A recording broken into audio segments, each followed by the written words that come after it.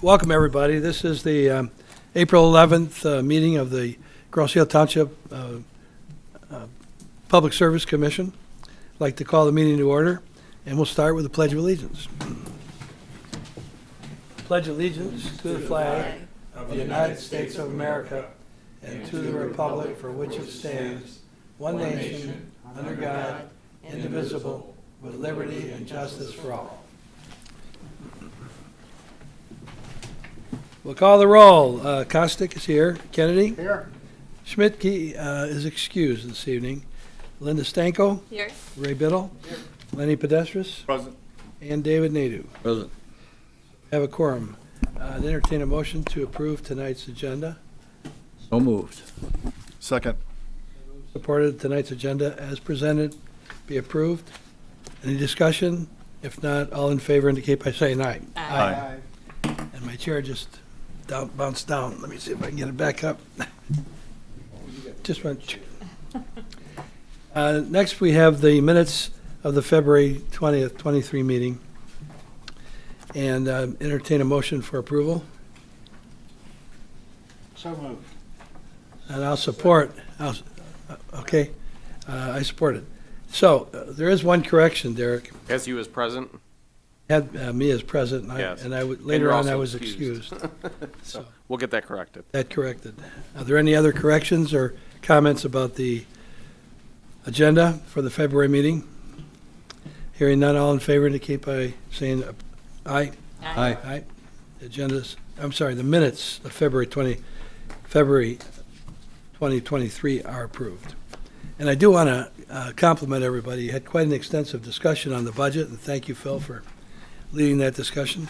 And incidentally, I think Derek did a good job on the budget. Thank you, Derek, for your hard work on that. Next item is approval of the bills, the vouchers. And there's no page numbers listed, but you all have a lengthy document that contains the vouchers that were paid for. Are there any comments on the vouchers? Hearing no comments, I'll entertain a motion for approval. I'll make a motion for approval. Is there support? Nadeau supported. Any comments? Hearing none, all in favor indicate by saying aye. Aye. Finally, you have item 7 on the agenda is a review of our statements of revenues and expenditures. And this statement is the end of the year statement. I know that the books aren't closed on it, but it looks like we did pretty good. Excuse me, in all our funds. So any comment on it, Derek? No comment, no. We'll receive and file that if there are no other comments or questions. Hearing none, we'll receive and file that report. Next is the treasurer's report for both February and March of 2023. You all have a copy of it. And before we entertain a motion, I do have a question, Derek. Yes. The second page, the drainage fund, excuse me, looks to me like it's a little short of what I thought was in the drainage fund. Yeah, we did have some significant expenditures over the past year. Those 2 locations on West River Road totaled close to $300,000 between the two spots, the north and south location. So we did end up hitting the drainage fund pretty hard with those 2 projects. Aside from that, it is a little bit short as far as the retained earnings. It should be better than that, so I'll check with Ann on that. Yeah, that's what I thought. Yeah. So particularly when I reflected on your budget, Yeah. seemed like you were saying that there was a more sizable Yeah, fund that account that account should be sitting at about $300,000 in fund balance in addition to the collection. So yeah, that's the numbers there are not A little short, right? Don't appear accurate. I mean, the 300,000 In is probably addition the to the retained earnings. And Right. So your cash and bank, your cash and savings. might She be maybe closer not. to She maybe doesn't have. 520. Right. She might not have her CDs in there. So. Oh, they're not. That fund balance should be sitting around 3. Not in there? No. Cash and bank, cash and savings, and CDs is blank. Yep. So we'll follow up with Ann on that. So please do. I'll make a motion to approve the treasurer's report, asking our manager to talk to the treasurer, or finance director, and Dave, you'll do it too, I'm sure, Yeah, we'll find out. to update that part of the report. And we'll get back with the commission on that. And well, the next report will probably reflect something different. We'll try to send you an email out tomorrow. That way you have the most Yeah. up to date. I think you can save your effort as far as I'm concerned. Okay. Just update it in the next report. Is there a support for approving? Stanco approved it, or supported it.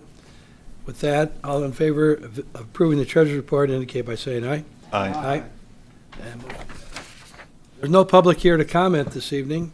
We do have an exciting agenda tonight, and we'll get right into it. So with that, item 10 is wastewater treatment plant update, and it is I'll read the recommendation that our township engineers and township manager recommends that the township board authorize a change order to the township's contract with Sorensen Gross Company.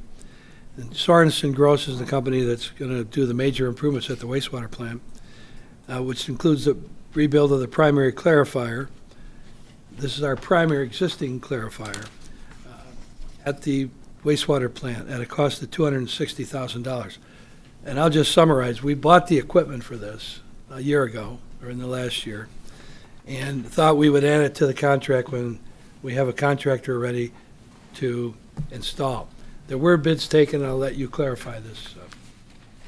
Yeah, so we had bid out the installation of this equipment, and to reverse a little bit, to go back a little bit, just as a refresher, we had previously rebuilt the other primary clarifiers in previous years. So this is the last remaining primary clarifier that we have to rebuild. So we had purchased the equipment under a direct purchase from the supplier.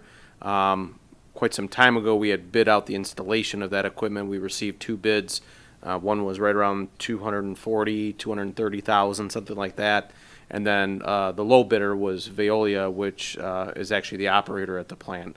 They bid somewhere around 87,000, something like that, for the installation of this equipment.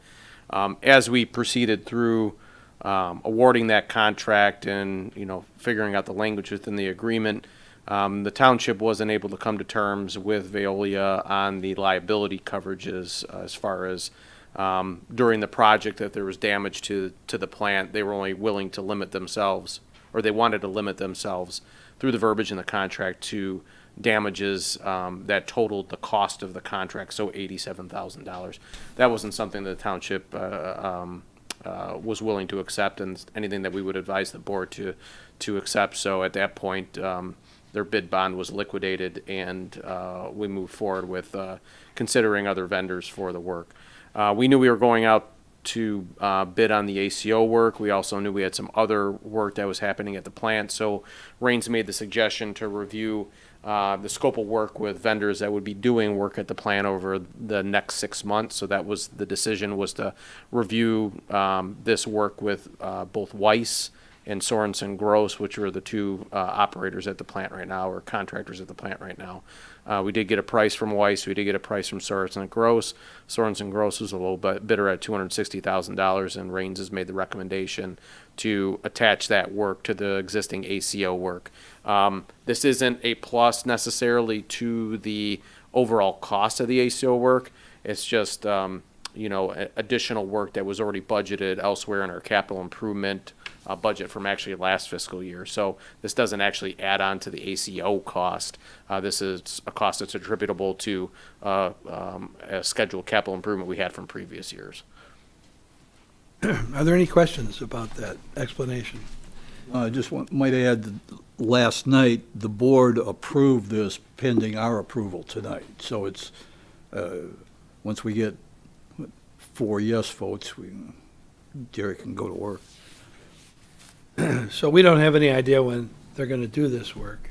I believe fairly soon. That equipment's been sitting there for going on 6 months.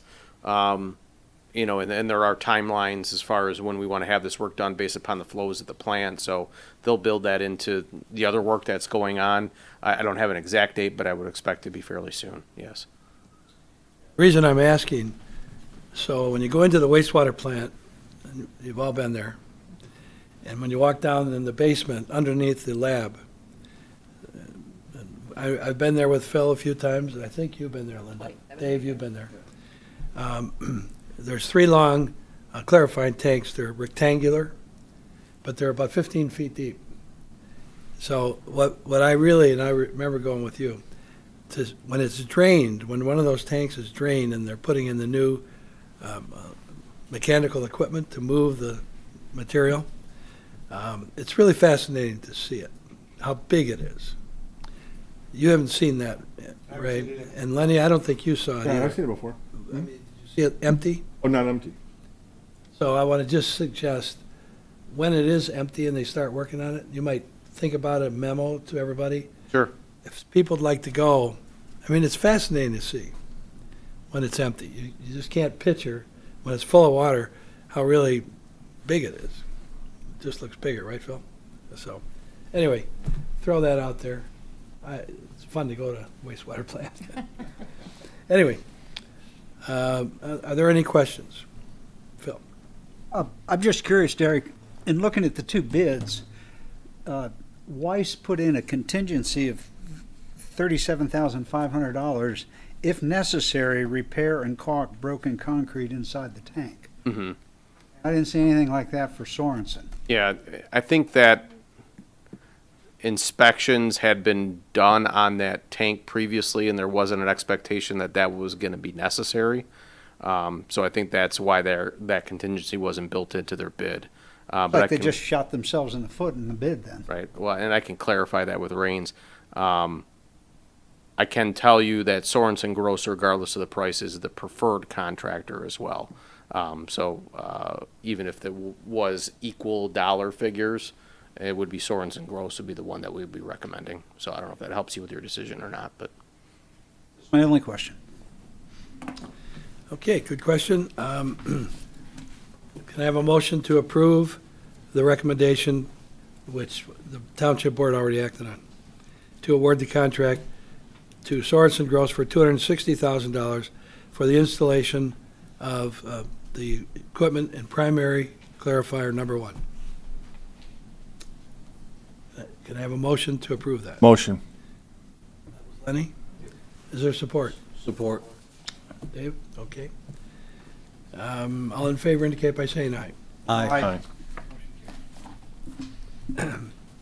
Next item is the road award,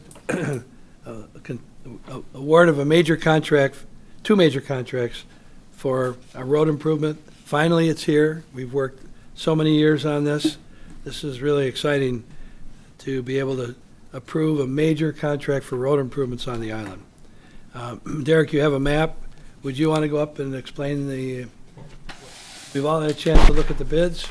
Yeah, it's on the overhead here, so I can go up there. Actually, the chairman actually put this together, came earlier, and color coded this so it was a little bit easier to visualize what roads will be done under the proposed scope of work. In blue are the resurfacing projects, and then in orange are your chip sealing projects. So that's the difference in the colors. The blue here on Meridian Road, that is a Wayne County project that will be happening in conjunction with the replacement of the Meridian Road Bridge, which is currently underway. The intersection of Grow and South Point, I know Vice Chairman Kennedy. What, excuse me, Derek, what, Mike? I'm sorry. There we go. The intersection of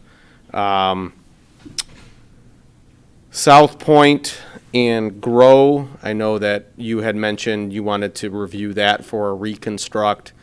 In talking to the chairman, also potentially the intersection of Grow and East River Road, we wanted to potentially take a look at a reconstruct.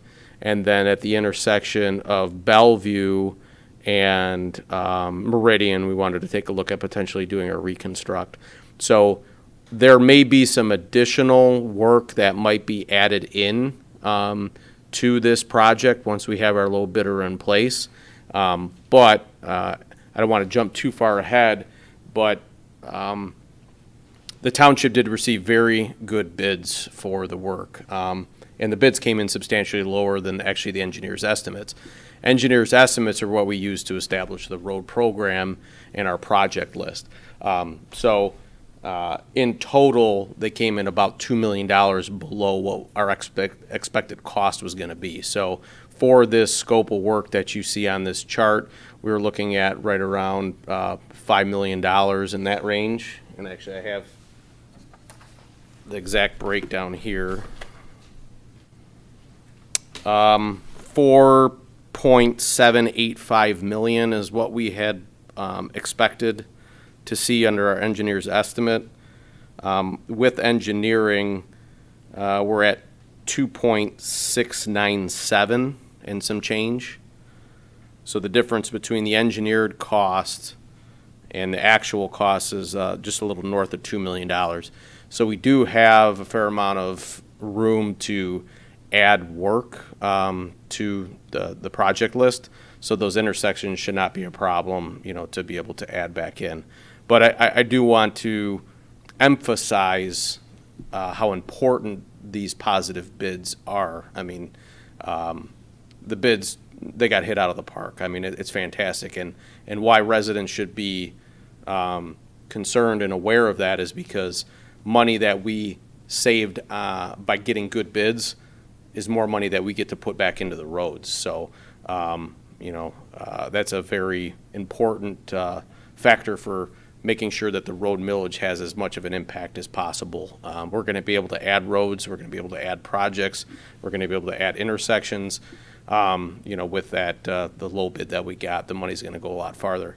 In addition to that, and I think I've already spoke on this a couple of times, the interest rates that we received on the bond of $6.5 million were lower than what we had anticipated as well. So between the lower interest rate, which means a lower bond payment, which means more money from the millage can go to things like roads rather than interest, or the lower bid costs that we received under this project list, it just all means more money to be put back into the roads, which is a very positive thing.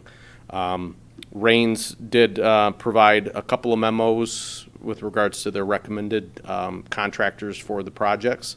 So ASI was the low bidder, but as you can see from the range of bids, they were all pretty close, which is indicative of a good bid. I think that everybody was bidding and had the same understanding of the project, right? So that's good.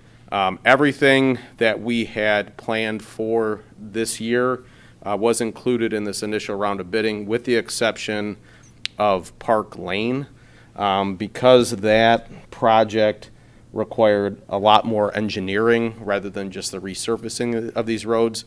It was lagging a little bit behind this bid cycle. So that's actually out for bid right now, and that's due, I believe, in the beginning of May. So that's outstanding. And then also Ferry Road is outstanding, but for those of you that have driven the island over the past couple of weeks, this stretch right here is being used as a detour for the Meridian Road construction. So, obviously we don't want to go in there and resurface that now. We'll wait until probably next year to be able to do that. So of that 6.5 million, we've probably got $1 million in Park Lane, and we probably have $1 million in Ferry, conservatively speaking. So you're sitting on probably 2.5 million, maybe a little bit less than that, to add projects. So we're sitting in a pretty good position. The chairman and I had talked earlier today about working with the engineers to get a concrete program off the ground. So Raines will be working on putting together a concrete program for us for this summer. So that'll be concrete sectioning and jointing.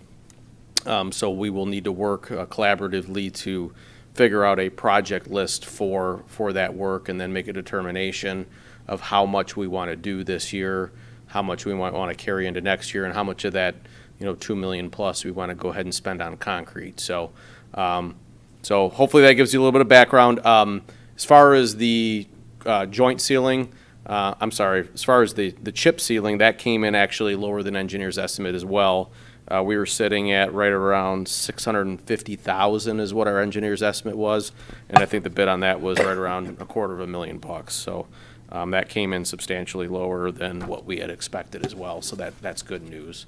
So all in all, good bids, good prices, and it's going to be a busy summer for us, assuming that the commission and the township board approve this. Derek, I have several questions. Yes. This is all on the repavement process.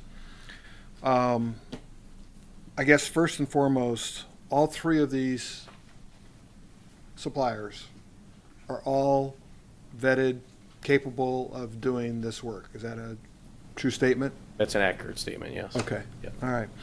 Because when I started looking at some of these details, I noticed some big glaring discrepancies in the rates that, like, Al's Asphalt was quoting.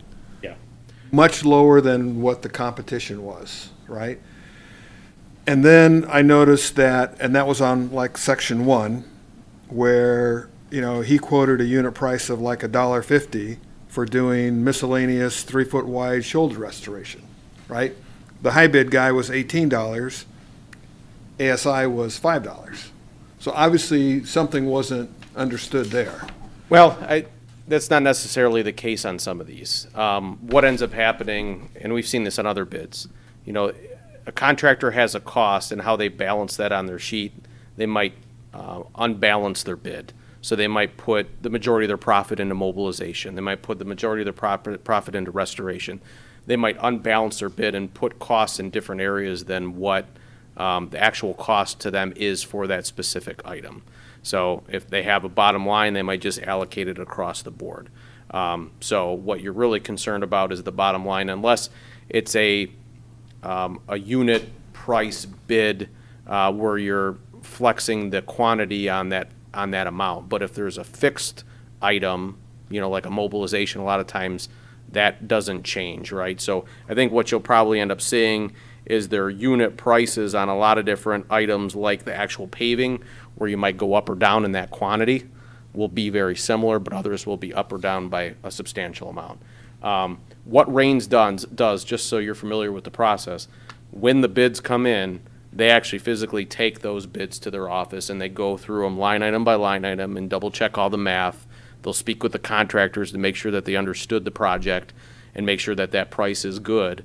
And then they formulate a recommendation to us that includes their statement that they've reviewed it, everything is accurate, everything they're comfortable with, and that's what we pay them to do, is to do that for us, to make sure that those bids are good bids.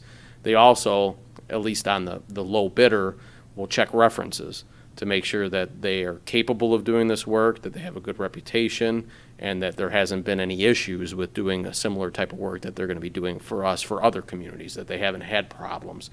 So that's the work that they do to make sure that the bids are accurate, solid, or in a good position for us to accept them. Does it make sense then, when you start looking at a specific line item, why Al's Asphalt would change his rate from $10.75 to $18, going from one section to another section, when the other bidders were basically the same? So if you look at on page 46, and you look at item number 5, you know, he's got a rate in there of $18, whereas previously it was $10.75. Yeah. You know, and then I noticed that, you know, as you look forward to section 6, he's changed that rate to almost $20 an hour, or for almost $20. Right. And so those factors either are glaring, you know, error on his part, or there's something that he's really put forward in there, and I don't know whether there's a contingency plan or whatever, but that nets out to $144,000 either that, you know, he should lower his bid back if he maintained the same rate, et cetera. Yeah, no, it's on them to provide their bid and hold to their bid. So however they calculate or establish the rate that they're going to charge us within that scope of work, it is on them.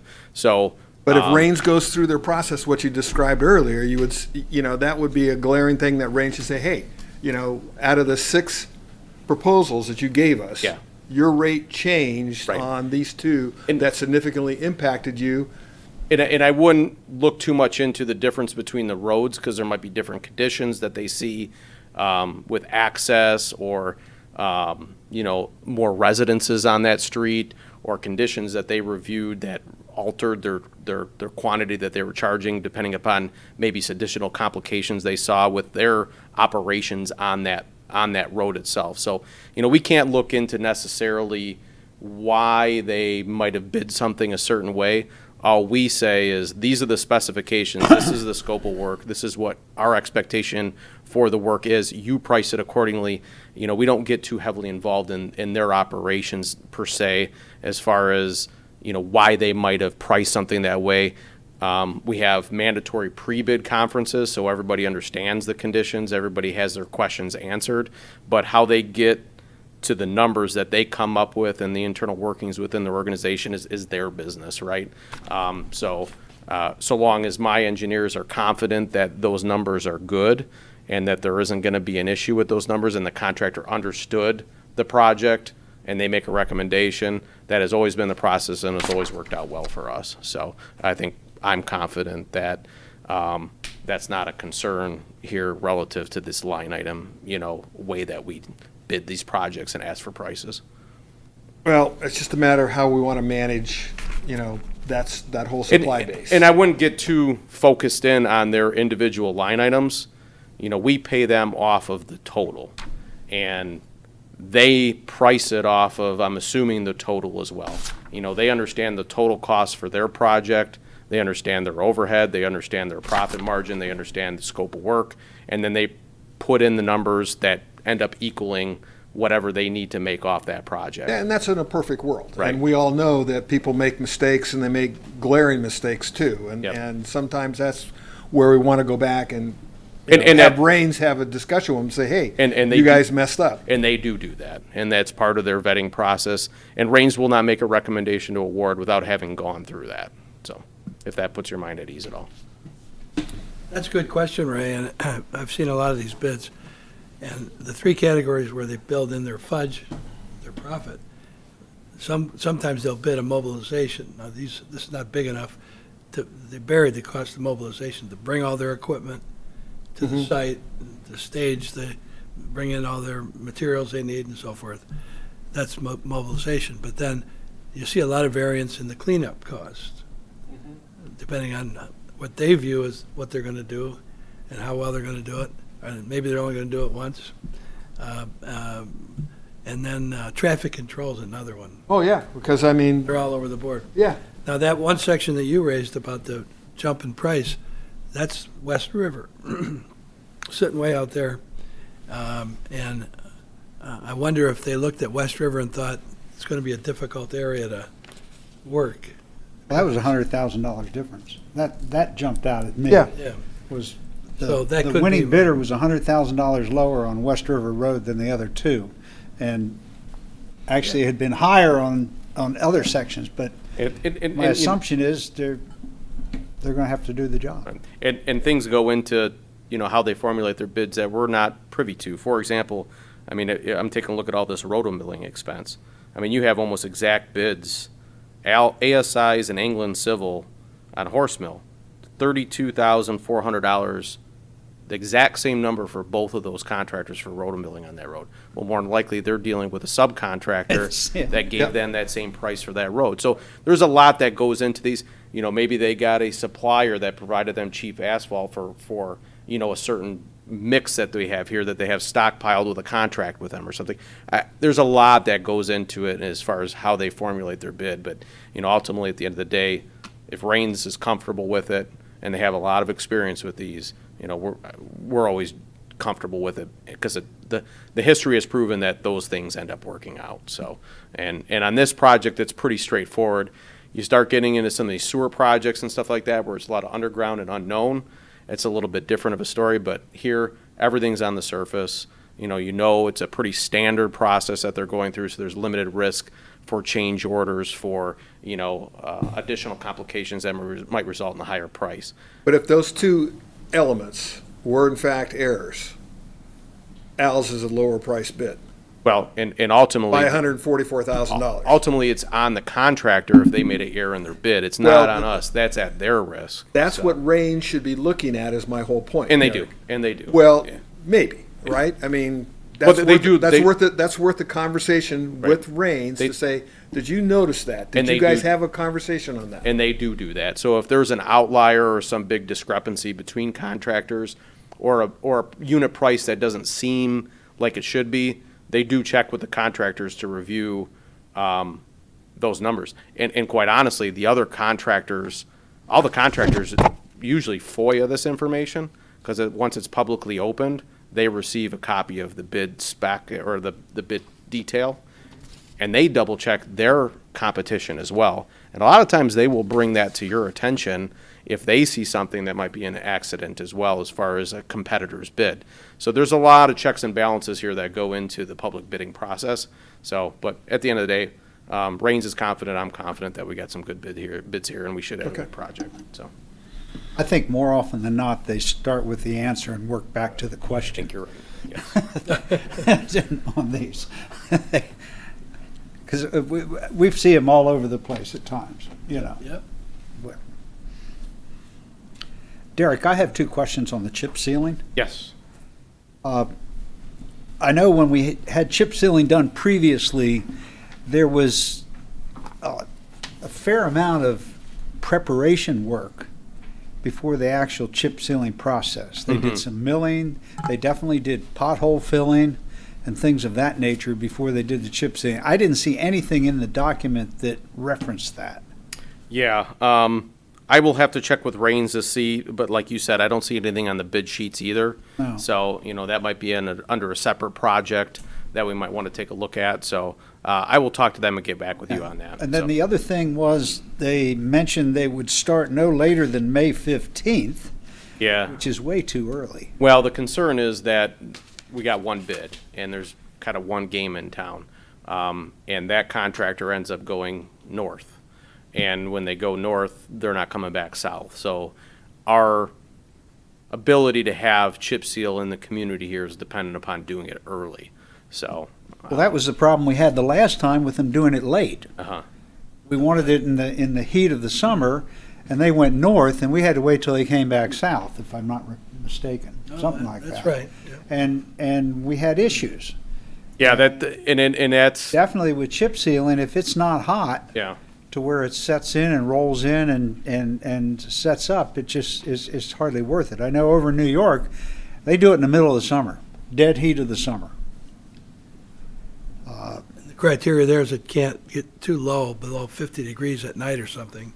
Oh, yeah, It yeah. ruins the seal on it. Yeah.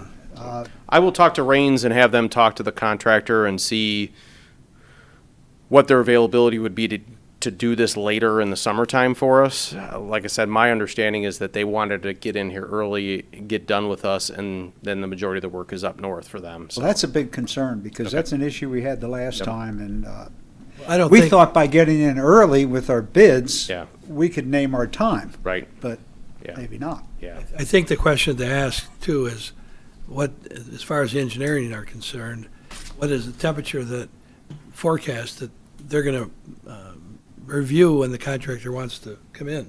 Because as you know, it just can't get below a certain lower temperature because it won't set up properly for 24 hours.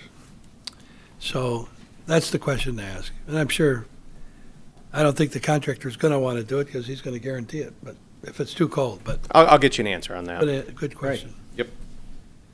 Derek, how come we don't have the corrected bids in here? Corrected bids? Well, yeah, because on the rain statement, it said that section 2 was going to be 96,467 corrected, and what we have here on page 60 is 98,485. And the same with the next bullet, section 3, it's 29,409. What page are you on? Ray? So, I'm on page 56. is where the Rains summary is. Yeah, okay. All right, and then you look behind there, and you see the detail breakdowns of those. 70, page 70, 71, and 72 weren't corrected? Yeah, so that's a good point the same? that's a good point that you're making. You know, Rains does do the math on these to make sure that the tabulations of their totals are accurate. So there is a difference between what the contractor submitted on their math and what Rains calculated on their math. So what the recommendation is for the modified amounts based upon the math that was checked for the contractor's bids. So is your question, how come the contractor's prices aren't adjusted to reflect the revised amount, and why is it just the engineer's corrected amounts on their recommendation letter? Well, that's one of them. I mean, I go back to the detail, and I see, again, different pricing for pavement marking, you know, different rates.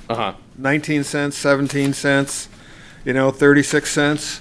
And it's kind of like you're painting a pavement, Yeah, I think it's just a calculation difference, as far as their total that Yeah, it's just they it's- came it's- up with what Rains checked and reviewed Right. and came up with. It's just all the Rains things. It just doesn't seem like it's coming together as accurate as it should. Yeah, so I'd refer to page 56, obviously, bid section 1, when Rains checked that the price was fine. Bid section 2, there was a difference in what they came up with on the math, $96,467 versus $98,485, which once again, Rains, that's their job. They check those bids to make sure they're accurate. So what Rains is saying is we're recommending an award based upon the corrected math that, we found to be necessary based upon an inaccuracy in the bid. Yeah, I just don't see that detail back here, though. Whatever that. Where whatever the that's difference correct. is what you're asking for? What's- Yeah, what the yeah. total is. Yeah, what they're correct. Yeah, and we can get that to you, where that difference was, whether it was a unit calculation that was improper on a line item, or whether it was a total aggregate cost or a total cost for that specific section, where that math differential was coming from is what your question is? Yeah. Okay.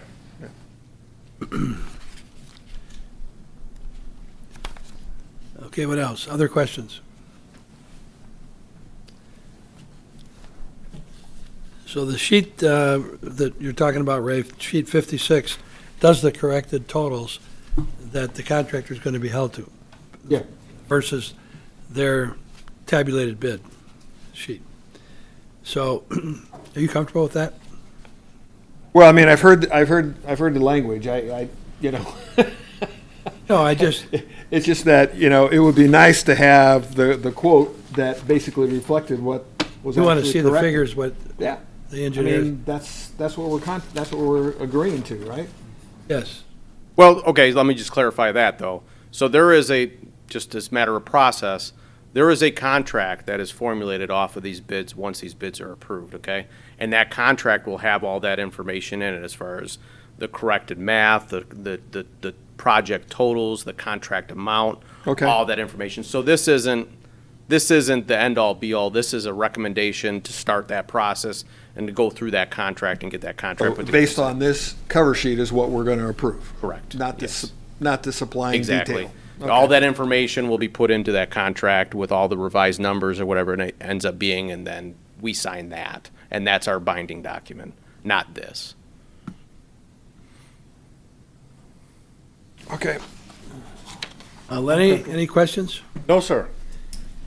Okay, so are we ready to, so the motion would be to approve, and this is going to go to the township board, the recommendation of the engineers, after taking bids on our road program, to award a contract to Asphalt Specialties totaling $2,276,648, plus a 10% contingency for the township's paving rehabilitation program.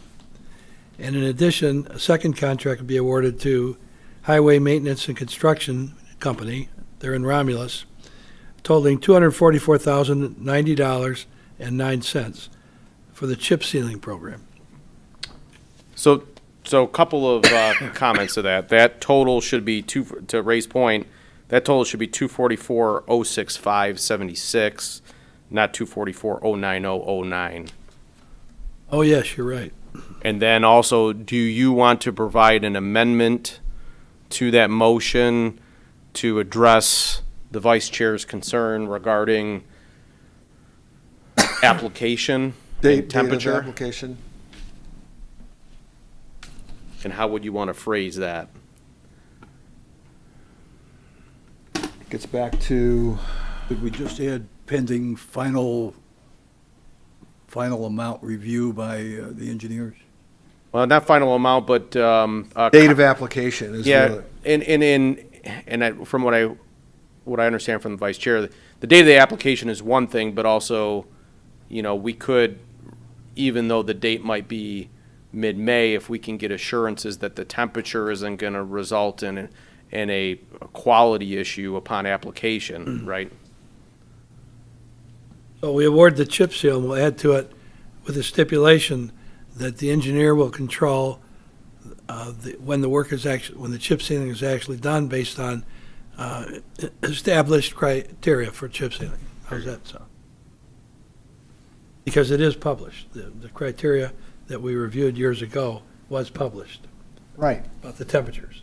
Right. They can't do it, and even the contractor in his presentation has said, we won't do it if it's going to fall below this temperature at night. That's what he said. So does that work? Did you get that language? Yes. Controlled by the engineers to not allow work, or to make sure work is only done when temperature parameters are acceptable. You can word something like that? Mm-hmm. Yeah. That's just something we need to stay on top of. I mean, So, May 15th is still, could be pretty chilly around we here. can get frost those nights, Yeah. even Yeah. into June. Yeah, I mean, that's They basically. could do it tomorrow, we'd still have good weather.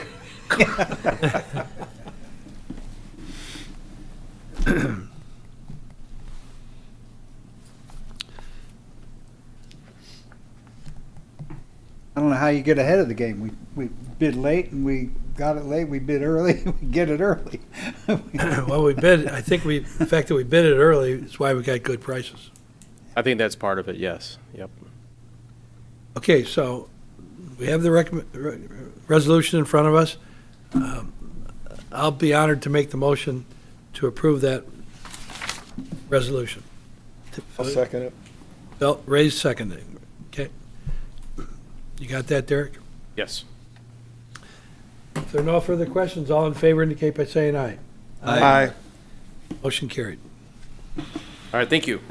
Now, before you leave the podium, so the fact that we got good bids, I want to raise a couple of issues where we might want to come back in a month or two and ask the contractor to expand what he's doing. Derek, go to the intersection of Grow and East River. Put your pen on that intersection, okay?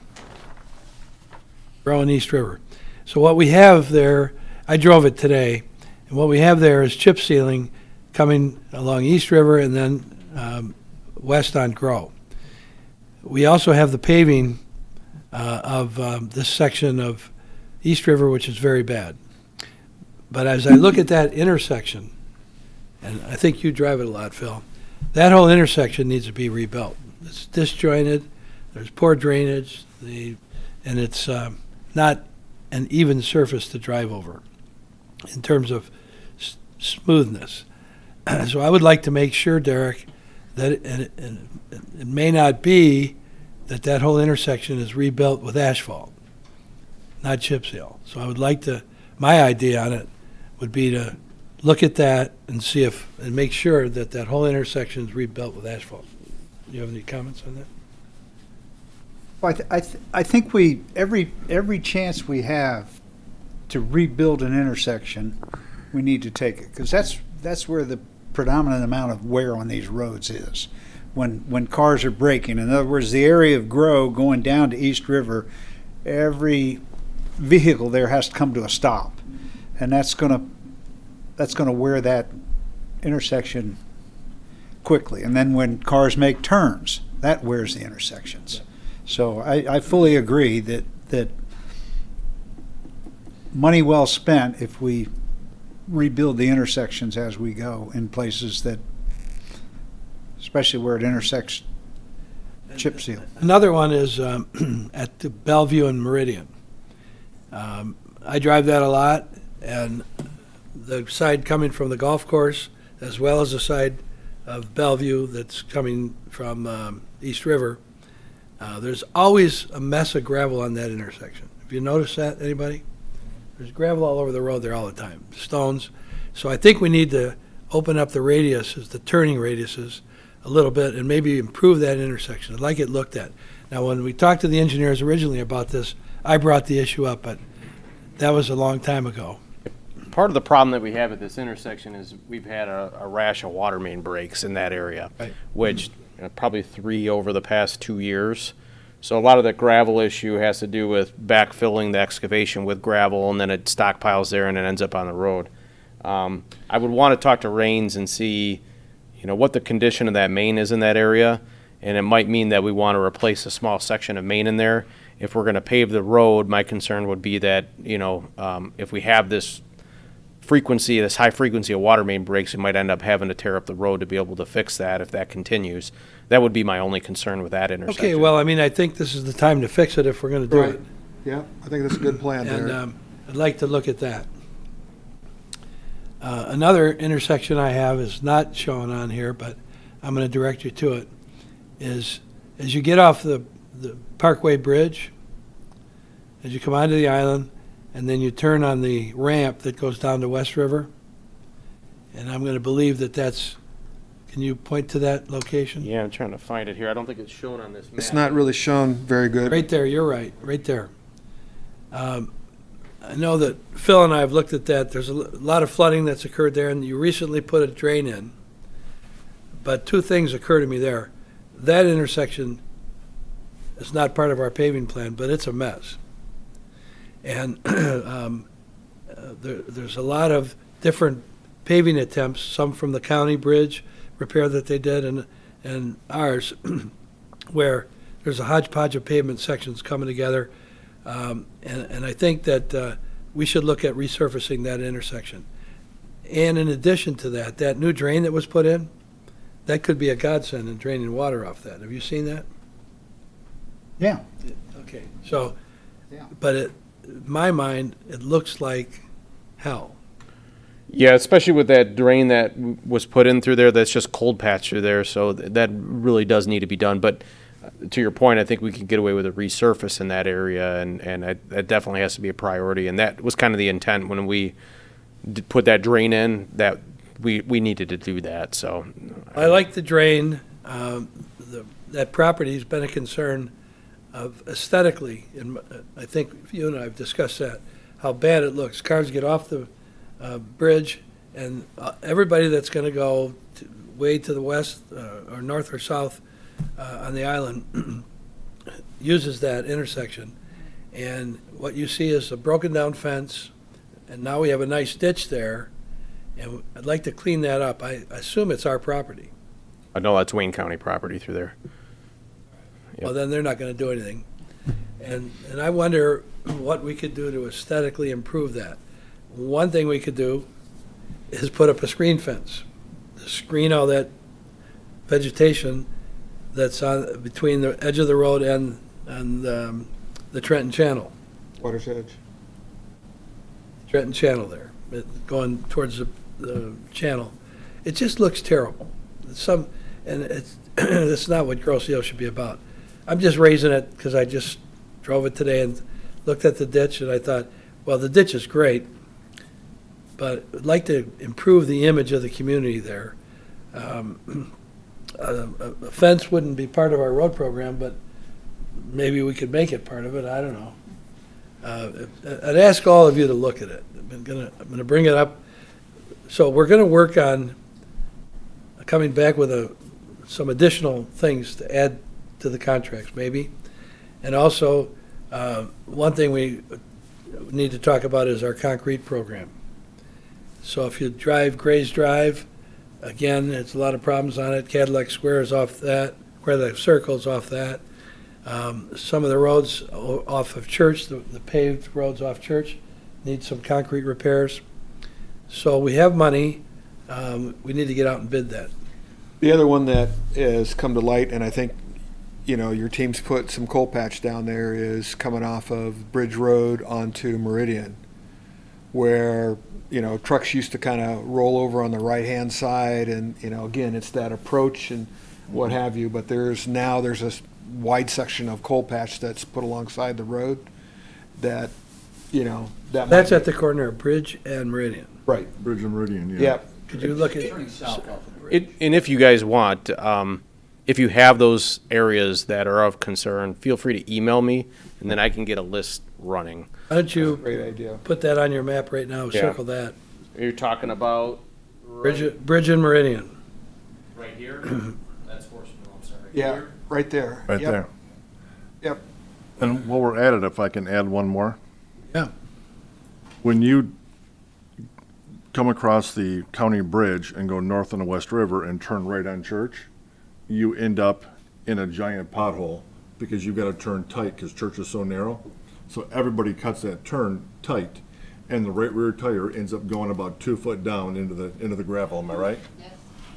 I go So- down that road all the time. So in other words, West Road Yeah, at see where Church. we stopped, that intersection right there, and the curvature from West Road up to Church, if that curvature could be softened a bit to allow more access, because Church is naturally narrow to begin with. Yeah. So you gotta cut that turn tight, which means you're embarking on, you know, gravel, and then we're making big potholes every time we do that. Well, I think that's a great thought. And Lenny, Church Road, when we first started talking about Church Road, John Keim was pushing, maybe we ought to try to, remember when we paved Yeah? east of Meridian? He was saying, well, you ought to pave west of Meridian too. Now, I know it's very narrow, It's very narrow. but I haven't driven it in a while. How bad's the surface condition? It's not horrible, it's just Not that, bad. it's just that intersection is difficult. That intersection? Because you've got people that are gonna go down to West River to go to the bridge to get off the island, at the same time people are coming home from work, or vice versa, and that intersection's getting very crowded, and it's not built for two. So that's another one we'll look at then. I got it circled down there, so. And like I was saying, as you drive the island over the next week or two, you know, send me the information that you guys have as far as road conditions, the worst, you know, things that you Okay. have issues with. And then keep in mind, you know, I'd like to see, you know, asphalt roads that have problems and concrete sections that have problems, because those are gonna be two separate contracts. Okay. So, Well, we're already going to be doing West River and Horse Mill. Doing that intersection at Meridian should tie right in with that. which one's that? Oh, no, wait, that was up at Bridge. Yeah, Yeah, That's up at Bridge. I'm sorry, I circled the wrong one. But still, we could do that, Phil. On Yeah. Church, yeah. But then on Church, we're going to be You'll be there anyway, so. we can there do it. anyway. Now, when is the county going to do the north part of Meridian? The north part? Yeah. You mean from From where you have in blue? here to here? Yeah. That'll probably be next year. Okay. Or over the next 2 years. Well, I think it's from here to here next year. I have to look back at my notes, and then from here to the end. I'm sorry, here's Meridian. Yeah, let's go Meridian. Yeah, here to here next year, and then here to here the following year. Oh, so they're going all the way up to where it intersects Park Lane? Don't quote me at that. They might Okay. end up at Bridge, so So that intersection at Bridge would get done then? possibly. But I don't think Ray is talking about redoing the whole intersection. No, it's There's just one the- one just the- part. yeah, It's just that, it's just that one It needs to corner. get cleaned up. It gets Yeah. passed and then it's gone Right, again. right. Yeah. Is anybody aware of any road section, be it asphalt or concrete, other than what we've talked about, that we ought to look at How much time do you have? right now? Go ahead. Bill, you said Gray's Drive, didn't you? Yeah. And see, Grays Drive with the high school, if we're gonna do work on that, it's gotta be done when school's out. When school's out, because that road is choppy. Yeah. And I know that there's a lot of bad concrete in some of the subdivisions off of Ferry and I'm talking west of Meridian. And I know that I've got a meeting actually tomorrow with the homeowner association in there because they want to talk about potentially partnering to do some concrete work in there. So I know that we'll have to keep that one on the list to review that one. But that's once again concrete. Canterbury's getting bad. Canterbury. HCL. Hill in, near church, when you're going down to church from, well, my house, I live between Horse Mill and Church. So, Okay. like O'Donnell to that area is bad. Yeah, and I think There's a lot of traffic in that intersection. There That's asphalt, right? No, No. paved, It's concrete. yeah. Yeah, it's in bad shape. we'll drive that tomorrow or whatever day we're getting together. Yep, tomorrow. What about milling the bumps on West River on the south section there, those 8 or 9 bumps? Were we Yeah, I got talking the about notes that? from the residents there too. I got to take a look at that because according to John, those bumps are where the storm lines are going through there. So I don't know if milling would cause problems with cover or not. So They milled them within Milled 6 months after they paved the did road. that, yeah. So I'll talk to Rains about that and Where see all what the options culverts are. exist. Yeah. Yeah, Yep. Heaved. Yep. yeah, they raise up. So I don't know how far you'd have to mill them to get them level and whether that impacts the amount of cover you got on those pipes and the depth of the asphalt over the top of those now might be compromised. So we'll have to look into that, but I got those notes as well, so. And the only other main road that I see Meridian south of Parkway down to Grove starting to get a little dicey. Oh, I agree with you. There's not a lot of potholes, but there's a lot of cracks. Yeah, I mean, it needs to be on the program for the next year or so at least. Yeah. Maybe not this year, but maybe.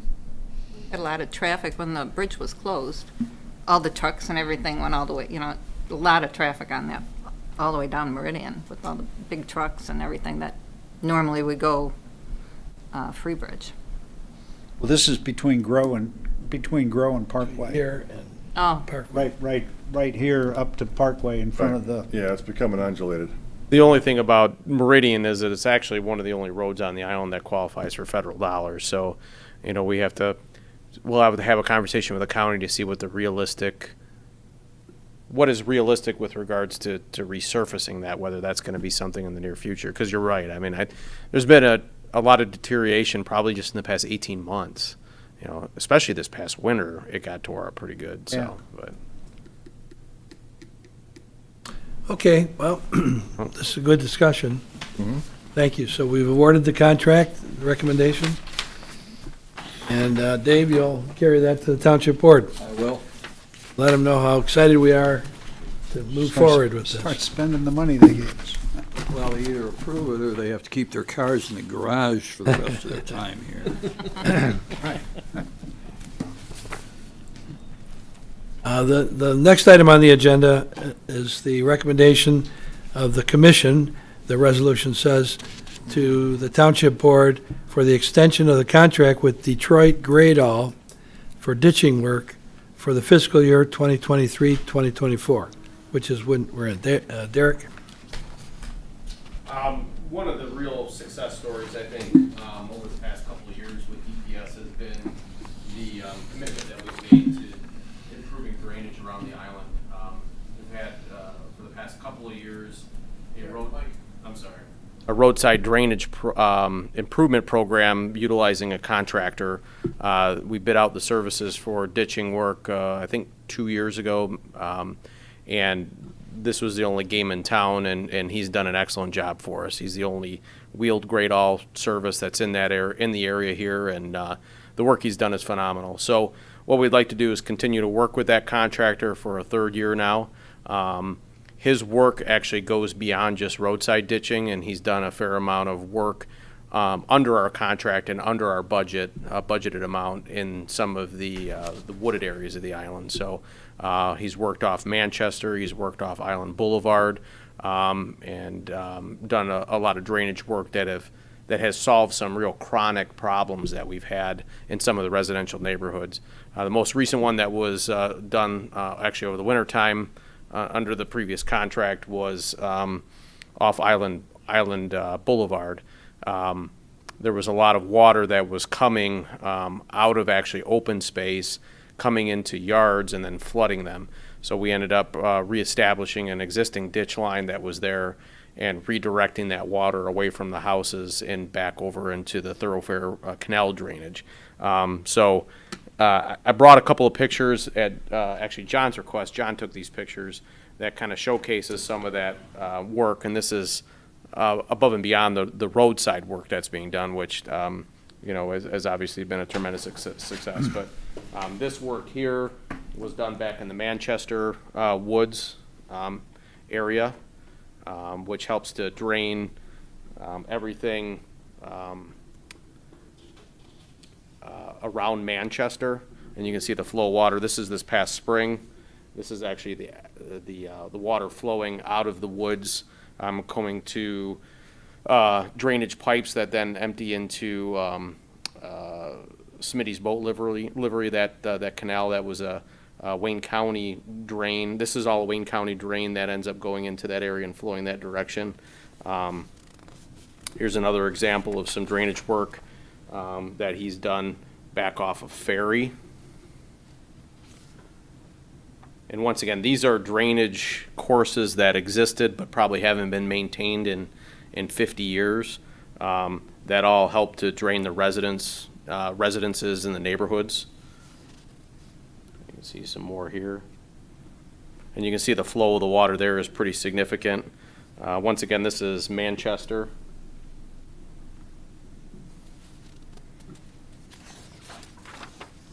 This is Ferry. And then once again, Manchester. So the extension of this contract to continue to work with this vendor will allow this work to continue. We do have a project list that we maintain, not only the roadside ditching, but also some of the existing drainage through the woods that end up feeding into Frenchman's Creek and whatnot.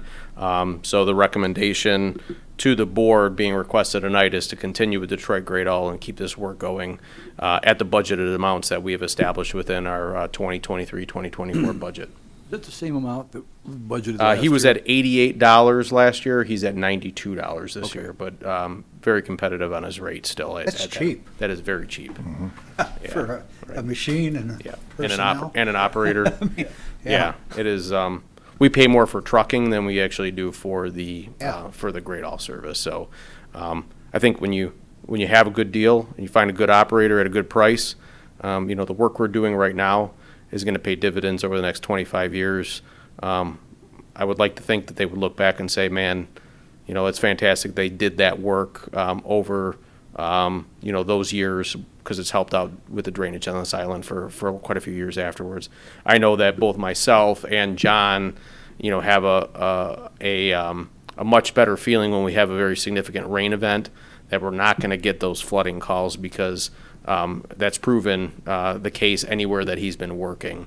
When we have those 1-2 inch rain events, we don't get the drainage problems like we had 2-3 years ago, and it's all, at least I would say, a part of the work that was done here. That's why we have those issues no longer existing in those areas. So that's all I have on this. I'd be more than happy to answer any questions you have. So the motion would be to recommend to the Township Board the extension of the contract with Detroit Great All for ditching work for 2023-2024. And the total budget for all this, including their work, Great All, and then landscape work and trucking, hauling, is all part of that $60,000. But the concept here is to keep Detroit Great All working with us. Can I have a motion? Motion. Lenny? And supported by Phil. Any further questions, discussion? All in favor indicate by saying aye. Aye. Opposed? Motion carried. So next, we have the, let's see, Manager's report. the water loss report. So I did make some modifications to that water loss report at Ray's request. So it was a little bit more, I guess, up to date. you know, as far as for comparison purposes. Yep. Rather than doing like a running 3-year, I reduced it down to a 2-year so that you could see kind of year against year as far as the months go, you know, the difference in the water loss. So it did alter the numbers a bit when you took a look at that, or when you take a look at that, you'll see that. I think upwards of, and I gotta pull mine up here, but 16% versus 13% or something along those lines. Yep. 17% versus 13, rounding it. Are there any questions there? Well, I think we're going to have to, I don't recall the industry standard, but I thought it was closer to 12%. Yeah, 12, 13% is kind of where you want to be, so. Guess what? We'll have to check with John to get the water main break list and let you guys know if there's a reason why we saw a jump last year that's attributable to some work that we were doing or something along those lines, but I can let you know on that. Okay. Okay. Any other questions on that? Next is the report, project update report. Everybody's had a chance to look at it. It's on page 75. And by the way, Derek, I appreciate you wanting to keep us informed. Some of the backup on some of this stuff, you could have probably saved 15 pages in our packet by not putting all those sheets. Yeah. All we need to see is what the actual bid calculations were, not all the contract, because the contract stuff is going to be reviewed by the township attorney and yourself. Yeah, we can cut down on that. That's I not a think problem. it'd be a good thing, unless somebody disagrees with me. So the first thing on page 75, and Lenny and Phil were involved in this. We had a lot of discussions. Remember that, Lenny? Yes, sir. About setting, we had to clean we were ordered to clean our sewers. Televise them, Ray and Linda, David. And we had many discussions of how to do this, whether we were going to buy our own equipment and do it. And we ended up contracting, and it's worked out pretty well. But we set a limit per year of $150,000, and we've pretty much stuck to that. And so we've completed the first, the estimate was it was going to be 5 years to get through the whole sewer system. I don't think we quite made it, did we? About 95%. So, 95%. So there are some, actually probably closer to 90%. There are some locations that the contractor wasn't able to reach because of either high water or manholes weren't able to be located. So we will more than likely make those the priority on the next round, next 5 years. we're going to start over, is Right. my point. Yep. Start the 5-year deal over. And, Been 5 years already? yeah, Yeah, Wow. time flies. Yes, sir. I looked through the rest of the report. It seems to be a rehash of a lot of things at the wastewater plant. Anybody have any thoughts or questions on it? All right, we'll receive and file that. Then, did everybody get the proposal from Girl Seal Lawn Sprinkler to install irrigation system in the front along West Road of the wastewater treatment plant? Derek, you talked to the contractor. You want to? Yeah, this was actually bid it actually ended up coming in last fall. If you remember Katie, she actually put the bid spec together and bid this out. But by the time we got around to reviewing it, it was already kind of too late in the season to move forward with it. Grozio Lawn Sprinkler was the only bid that we ended up receiving for the work, so ultimately it would go to the township board for approval because of the dollar amount, if it's recommended by the commission tonight. I know that we've been wanting to do a landscape project over there for quite some time. Obviously, having an operating sprinkler system is very important to make sure that whatever we put over there lives. So if you feel comfortable making a recommendation to the board to go ahead and awarding this, I would carry this forward, and Dave would as well, and at their April Derek, meeting. how, this was bid last year. Have you guys had any discussions with them as to whether the pricing is still going to be the We same? will need to talk to them about that, so, yes, yep. Because you'll probably see some pushback on the price of the pumps, which have Sure. gone up astronomically. Yep, we will review that with them to make sure that it's still, reasonable. Well, we don't want to do any landscaping without irrigation, that's for sure. Absolutely. So, And the, just a side note, Ryan and the guys over there were actively involved in figuring out what the preferred setup over there would be. I know there was some concern about pulling water from the effluent, which had been the case with the previous sprinkler system. So their preference would be to pull out of the canal and water with that. So this proposal has a pump down by the canal rather than pulling out of the effluent, which is actually closer up by the plant. So they have been considered, their opinions had been considered in the way that this was put together, so. The other notice that I saw on here is that we're going to have to provide the power. Is there power already down there, or are we going to? There is not, but that would be handled with a separate electrical contractor that the township works with, yeah. So that's going to have some other additional cost. Yeah. Yep. Okay. Thing I noticed, Derek, was where they're talking about directional boring and then sleeving the sprinkler lines, the low voltage wiring, and the high voltage wire run to the pump station. Yeah, so that's just underneath the driveway at the south side of the plant.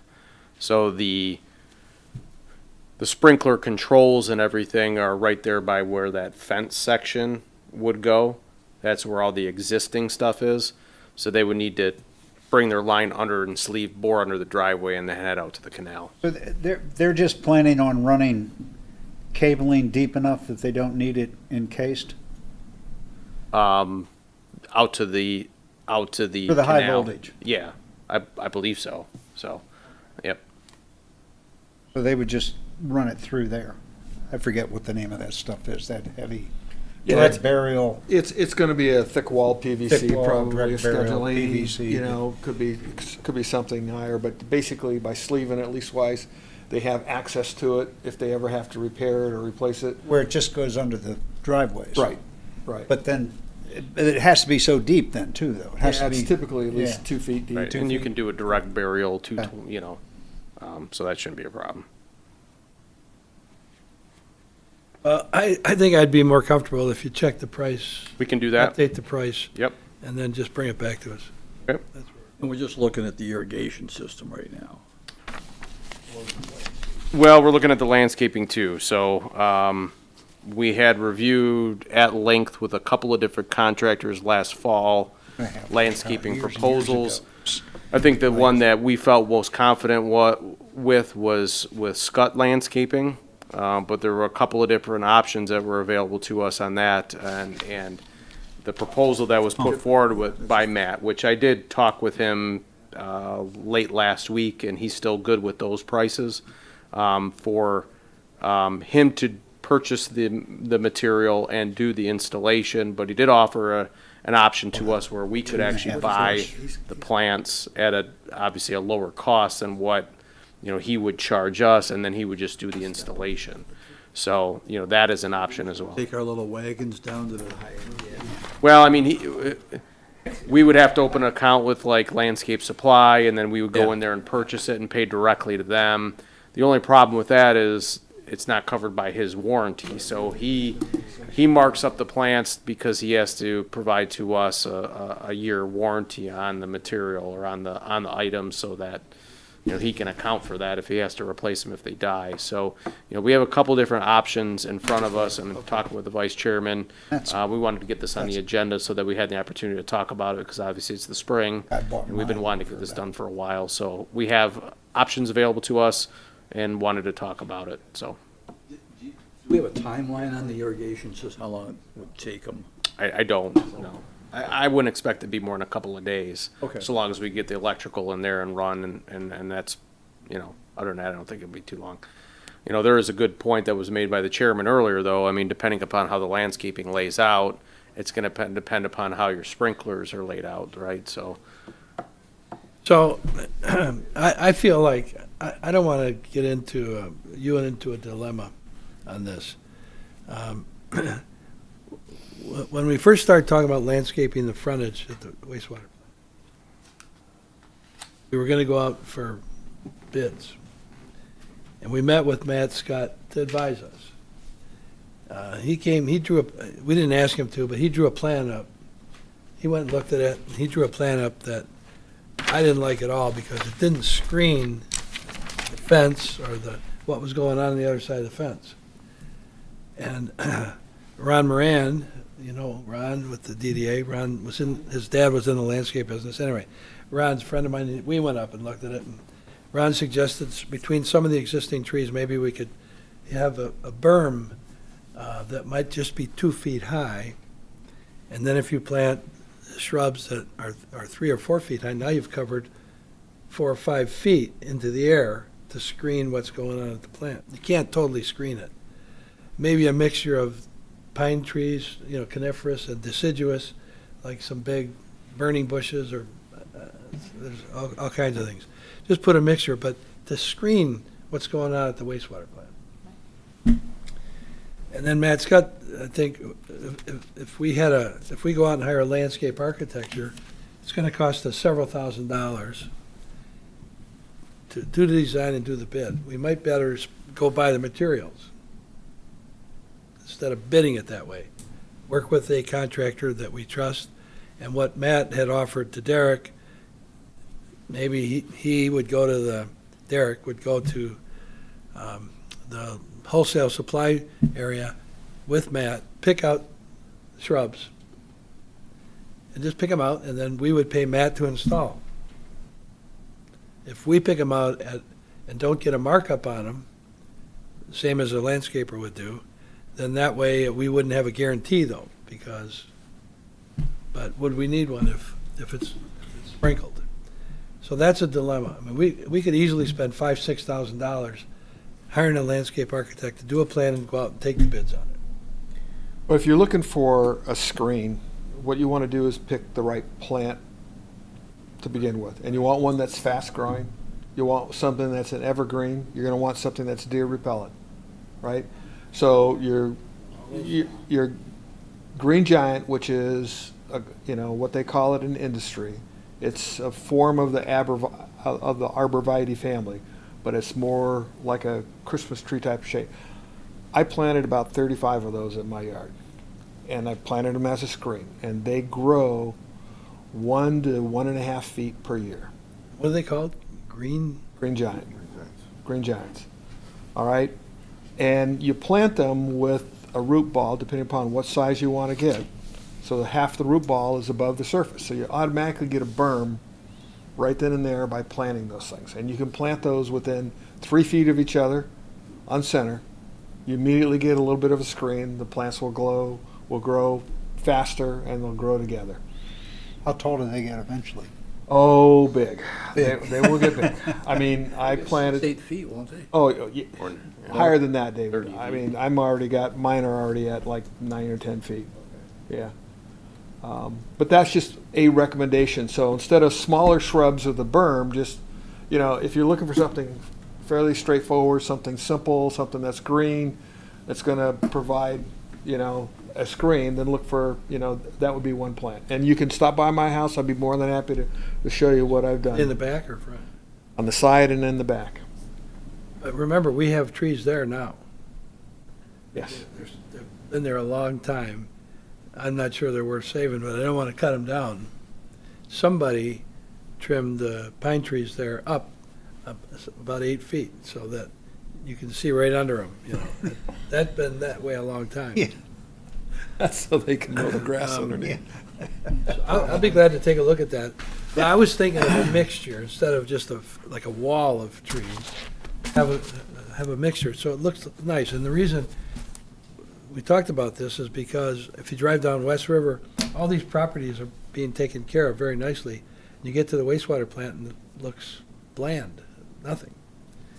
So We did some work on the west side of the road. We cleaned that up some. It cut a lot of Yes. stuff down. I mean, it, Looks a little better. progress. But it's just time to get this Yeah. done. Yeah. And, So is there a preference to just contract with somebody to do it, or would you prefer to do, where we purchase the items? Because Matt did provide some options also to us, some recommendations for us to purchase, what type of plants. And we could roll some of that, like you had mentioned, into the proposal. and you know, some of these Green Giant, where do you get them, Ray? Do you know? I got mine from Landscape Supply. Is that the one on Telegraph? Yes, Off sir. Telegraph? Yep. Family-owned business right here in the island. Now, a good place for that, Business? there's a good place for that where the trees aren't, you know, so as you go from the front of the building where the driveway is going into the garage, then you encounter the next gate. At that gate, there was a lot of opportunity to landscape right there, those Green Giants. And then they wouldn't be affected by the existing trees. So, except you're able to buy them because you own the hardware store? Okay, Ray needs to go with you. what's that? I said Ray needs to go with you when you do that. Well, Well, but Matt does business, I'm sure, with him as well, and a lot of other landscapers on the island does business with Landscape Supply. I mean, it's a very common tree, if you will. the question I'm asking, would everybody agree here to make it simple to get it done? That we could do on a time and material basis, almost go, we purchase the, whatever we're gonna put out there, and then have a contractor install it, I agree with that. rather than spend money with a landscape I architect. agree, yeah. That's a way to get it done, so. Okay, sounds good. And then I will make sure that the revised lawn sprinkler quote gets back to you guys for Right. review. And then I'll try to get an estimated cost on electrical service for that too. And Ray, thanks for that suggestion. Not a problem. A lot of opportunities for that. But when you go by that plant, take a look at it. I mean, it just needs to be, Yeah, I know, you pointed it out to me before. there you go. All right. I don't have anything else for the meeting. Are there any general discussion items anybody wants to bring up? We'll go along. Dave, do you have anything to bring up? No, other than Jerry, we'll get together and we can get that on the agenda for the 24th. Yeah, yep. Which one you talking about? Well, certainly the roads, right? Yeah, the draft agenda came out. I think it's already on there. Yep, as well as the ditching stuff. So I think we're good there. Anything else, Dave? No. Linda? No, sir. All set. Phil? I'd just like to give a shout out to whoever pulled the trigger on getting the waste cleaned up after the ice storm that we had a month or so ago. I mean, it took a bit of time, but after they came down our road, you couldn't tell that there ever had been a storm. I mean, they cleaned up everything perfectly, and so I don't know who in the township approved that initially. I mean, but Well, that was a, and Phil, to your point, the speed of when they announced that was even better, because I mean, it just Right. totally eliminated any concern, because, you know, they came out immediately, said, hey, they're gonna do it. Yes, there was a Right. little delay, but you know what, at the end of the day, just the speed of, hey, Yeah. here's how we're gonna fix it, folks. yeah. There still are a lot of limbs in our area, over down O'Donnell, down Canal. Well, they're still working. Okay. Oh, yeah. They're still working, and, you know, Yeah. And I think it's well I think you got to credit Derek, you got to credit Jim Budney. Am I right, Dave? And John Keim. They're the Yeah. guys that got it done. Am I Yeah. right? And we actually have, because there is some concern about how long it's taking, we actually got a hold of Trenton, and I mentioned at the board meeting last night. saw some of their trucks today. Yeah, we have like a mutual aid agreement that we have with local downriver DPW departments, where if one of us is in need of assistance, the other departments will come in and kind of give us a hand. So Trenton's been in the past 2 days. They have their own work that they have to do, so they've been coming in around 3 o'clock. But they've been staying till 6, 7 o'clock trying to help out, just to try to get things done as quickly as possible, because we are getting phone calls and concerns about, you know, my grass is growing now, I need to fertilize, it's in the way. But I think that we'll be in pretty good shape by the end of the week, so, yep. Ray? No. I already asked you, right? You're Yes. done. Yeah, Ray? I'm done. Lenny? No, sir, we're all set. All right, it's good to see your smiling face. Thank you. I have no further business. I just got one quick item. I believe for May, we'll probably have a pretty lengthy meeting. My expectation is that we're going to have a presentation from Rains and Fishbeck on our asset management plan for both vertical and horizontal assets for our wastewater treatment plant and for our sewer island-wide. So they'll be going over with you capital improvement schedules, asset conditions, and all the deliverables for the things that they've been working on for the past 3 to 5 years.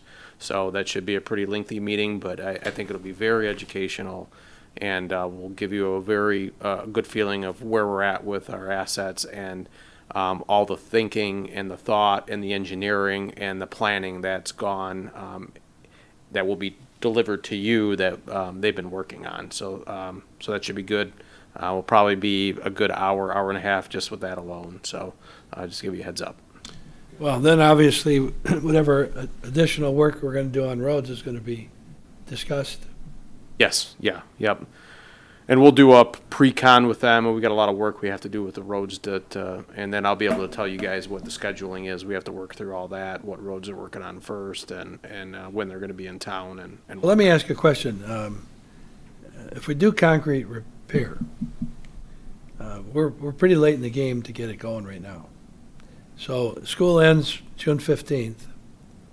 By the time we identify what we're going to do, get the quantities in place, and particularly Gray's Drive, and particularly, Cadillac Square, Cadillac I guess won't conflict with Gray's Drive, but let's say Gray's Drive and that little section of Park Lane there.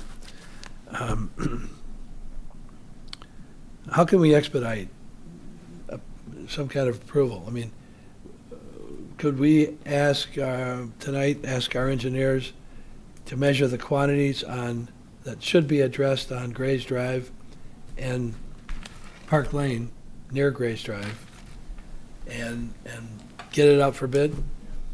Rains already is in the process. I gave them the go-ahead today to start putting all that together.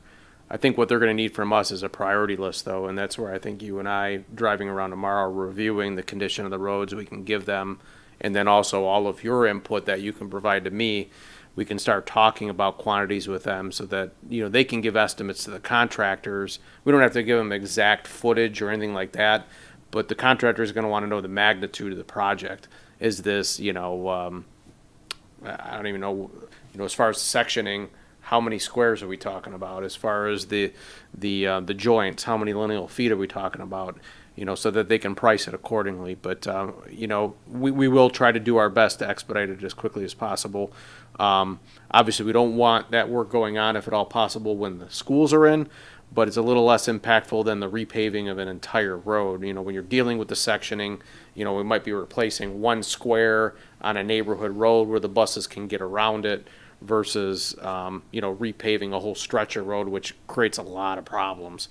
So, but we can talk about all that. All right, so I guess if we were to award a contract at our May, or next month's May, at our June meeting, award a contract, and we have work to do on Gray's Drive, we could say, you need to do this by September 1st. Yeah, we could prioritize certain sections, to be first and others to be last, and also scope of work. If there are areas where a whole section of a road, it just makes sense to replace that in concrete versus, certain pads. We can also prioritize those areas. And what I've done in the past, actually, with the sectioning is jumped on the bike and just rolled around and marked those sections of the road in neighborhoods, especially like yours, HCL Jackson, Newton, and those neighborhoods like that, where that's 50-year-old, 60-year-old concrete, and you're just replacing a pad here, and there. So we just we'll go and strategize that tomorrow and figure out what. How you really can tell is when you're riding bicycles. Yeah, yep. So. Derek, is there, that Gray's Drive has always been terrible. And we patch it, and, then we patch it again.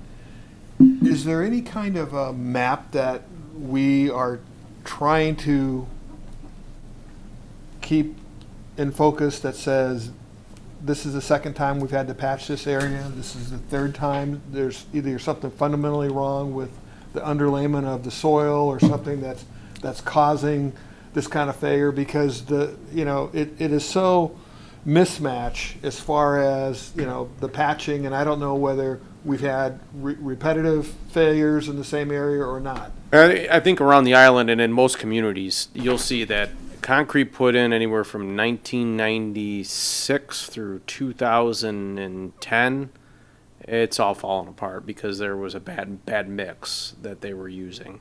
Off of Ferry and Gulfview in that area, that's all that old concrete, or actually not old concrete, new concrete that's failing. Same thing on Gray's Drive. What you see is there's all the failure at the joint, where any kind of water gets in there, that concrete is already compromised because the mix design was bad, and it easily blows itself apart. Anytime you get any water, any kind of ice thawing, or heaving, or thawing and freezing effects. But what we do see is when we actually go and patch those areas with good concrete, that has a tendency to hold up. In those areas that are still in bad shape, usually they're just cold patched. They haven't experienced the patches that we've done. I think if you take a look probably from like Lions Drive east towards East River Road, we did a lot of work in there probably two and a half years ago, and that's all held up pretty good. And even from the high school a little bit to the west, you have a lot better condition where we had worked on it and done some patching in there.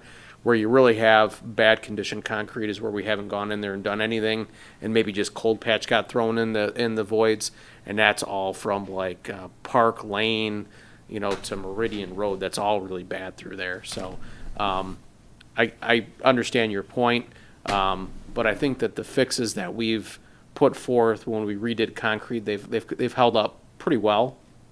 And that, the recommendation, or at least the idea, is to continue with that to areas that we haven't done before. So I have not seen anything yet in my short tenure here that says we have a plan for joint sealing, especially like on Gray's Drive, to prevent that kind of breakdown. Is that something that we need to kind of have a plan on, or is there one already, Bill?